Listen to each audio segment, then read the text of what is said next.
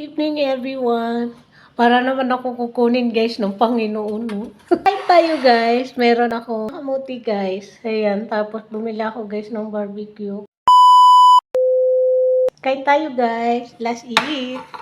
Morning mga kalaman at kapatay gutom. Let's eat. Mga Jessie Vlogger girl nyo dahil nga sa ibabaw na naman siya ng lamisa. Nga kunyan mga kalamon ng hapunan dahil wala nga tayong hapunan dyan. Di pinaditsisyahan ko dyan yung aking garden. Naman nga ako sa garden ko ng talbos ng kamote at bumili lang ako ng barbecue. Nga ako ng mga time na yan para lang bumili ng barbecue dyan sa labasan namin. Kaya ang video natin for today ay lamon time ni kalamon nyo. Char! Nga mga kalamon ng talbos ng kamote. Kung meron kayong garden, mag-harvest na lang kayo dyan sa garden nyo. Kaya naman mag-garden kayo para mayroon kayong mailaga na gulay. Kahit wala kayo sa inyong rep na stock na gulay, at least meron kayong makukuhaan dyan sa talbos ng kamote nyo. Nabubulol at napipilipit na naman nga si kalamon nyo. Yun na nga ako mga kalamon dahil kagagaling lang natin. Nandito na naman nga tayo dahil nag-voice over tayo ng ating linalamon. Char! Ay, gutom nga dito si kalamon nyo dahil gutom na nga siya ng mga time na yan dahil bumili pa nga siya dyan ng barbecue. Word nga mga kalamon, nandito na nga ako sa pangalawang video. Nakaraan video nga ito pero na-upload ko na ito. Dinugtong ko lang. Wala lang. Gusto ko lang. Sa aking